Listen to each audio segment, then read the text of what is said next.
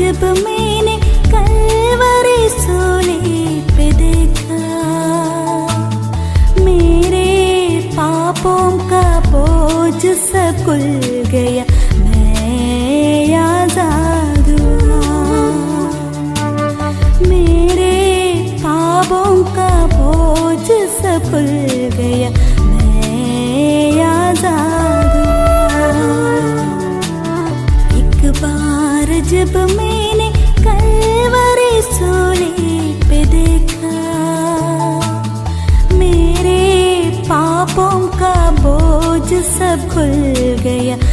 सभी को प्रभु यीशु मसीह के नाम से प्यार भरा सलाम। आज के आराधनात्मक विचार के लिए आप सभी को स्वागत करते हैं। निर्गमन 34 में हम परमेश्वर के महिमा मूसा को बताने वाले एक भाग को देखते हैं। 34 का 5 से मैं पढ़ता हूँ। 34 के 5 से मैं पढ़ता हूँ। तब यहोवा ने बादल में उतरकर उसके संग वहां खड़ा होकर यहोवा नाम का प्रचार किया। यहोवा उसके सामने होकर यों प्रचार करता हुआ चला, यहोवा यहोवा ईश्वर दयालु और अनुग्रहकारी, कोप करने में धीरजवंत और अति करुणामय और सत्य, हजारों पीढ़ियों तक निरंतर करुणा करने वाला, अधर्म और अपराध और पाप को क्षमा करने वाला है। परमेश्वर के नाम की महिमा हो। पढ़े हुए वचन के द्वारा हम सभी को आशीष मिले। मूसा बहुत ही इच्छा के साथ, बहुत ही आशा के साथ परमेश्वर से ये वरदान मांगा कि प्रभु मैं आपका महिमा देखना चाहता हूँ। ये बात को हम 33 में पढ़ते हैं, मुझे अपना तेज दिखा दे। 33 के 18 में इस बात को हम पढ़ते हैं। तो परमेश्वर ने कहा ठीक है, मैं तुम्हें अपना तेज दिखाऊं, लेकिन कोई भी मनुष्य मेरे मुंह देखने के बाद जिंदा नहीं रह सकता, इसलिए मैं तुम्हें ढकूंगा और उसके बाद मेरा पीठ या मेरा पीछे के भाग दिखाऊंगा। उस वचन को भी मैं पढ़ते सुनाता हूँ। 20वां वचन देखिए, 33 का 20। फिर उसने कहा, तू मेरे मुख का दर्शन नहीं कर सकता, क्योंकि मनुष्य मेरे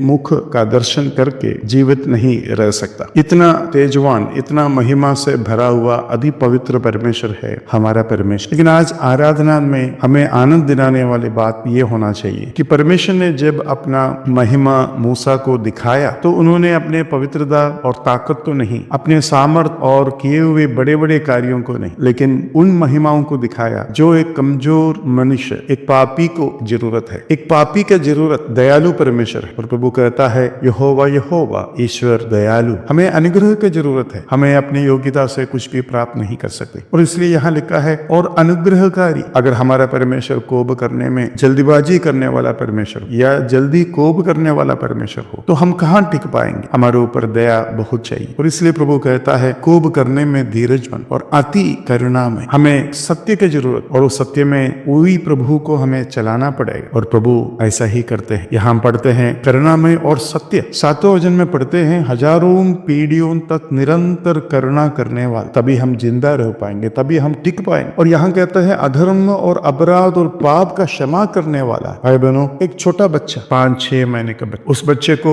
कुछ नहीं चाहिए, बस माँ, अपने बाप, माँ का प्यार, माँ का दूध, यही तो चाहिए। वो खुद कुछ नहीं कर सकते। पूरी तरीके से वो अपने माता पिता के ऊपर निर्भर है। जैसे एक बच्चे को आप अगर बैंक मैनेजर हो कोई फायदा नहीं, आप अगर प्राइम मिनिस्टर भी हो कोई फायदा नहीं। जरा सोचिए, इंदिरा गांधी जब प्राइम मिनिस्टर है और राजीव गांधी छोटा बच्चा है, क्या उसके पापा उसको बताएंगे, बेटा रो मत, मम्मी प्राइम मिनिस्टर? कोई फायदा नहीं। फायदा तभी होगा जब वो माँ उस बच्चे के पास आएंगे, प्यार से उसे उठाएंगे, उसे दूध पिलाएंगे और सांत्वना दें। यही परमेश्वर है 34 का परमेश्वर। यही परमेश्वर है जो मूसा को दिखने वाला परमेश्वर। और इसलिए हम पढ़ते हैं, अधर्म और अपराध और पाप का क्षमा करने वाला। ये बात जब मूसा को समझ में आया, मूसा मालूम है तुरंत क्या किया? उसने तुरंत पृथ्वी पर झुककर दंडवत, और उसने कुछ ऐसी बात कहा जो शायद हम में से कोई ध्यान नहीं दिया हो। मूसा ने कहा, हे प्रभु, यदि तेरे अनुग्रह की दृष्टि मुझ पर हो तो प्रभु, हम लोगों के बीच में होकर चले। ये लोग हठीले तो है, तो भी हमारे अधर्म और पाप को क्षमा कर और हमें अपना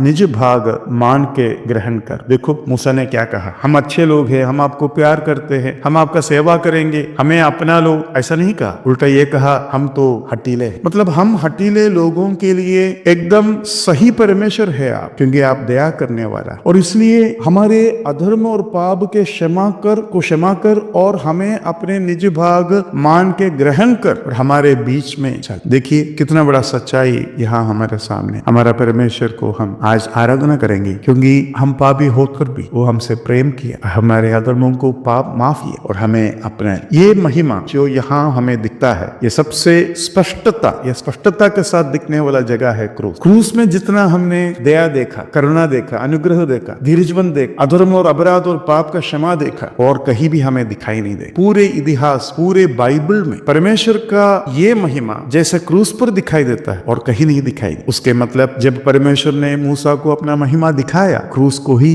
दिखा रहा, अपने पुत्र को ही दिखा रहा। हाँ मेरे प्यारे भाइयों और बहनों, यीशु मसीह के क्रूस के महिमा, क्रूस के पहले, क्रूस के समय पर और क्रूस के बाद भी एक ही है। स्वर्ग में भी वध किया हुआ मेमना को हम इसलिए आराधना करेंगे क्योंकि स्वर्ग में भी वही क्रूस महिमा से भरा हुआ। आइए हम उस यीशु मसीह का दंडवत करेंगे, उसका महिमा करेंगे, प्रभु के नाम की महिमा। एक बार तेरे खून की धारा में देखा मैंने, एक समझी कि प्यार का रंग है क्या। जब मैंने अपना दिल में तुम्हें बसाया, जीवन जल की नदियाँ मुझसे उस क्षण से बहने लगी। एक बार जब मैंने कलवरी सूली पे देखा, मेरे पापों का बोझ सब खुल गया, मैं आजाद हुआ। मेरे पापों का बोझ सब खुल गया, मैं आजाद हुआ। एक बार जब मैंने कलवरी सूली पे देखा, मेरे पापों का बोझ सब खुल गया, मैं आजाद हुआ। मेरे पापों का बोझ सब खुल गया,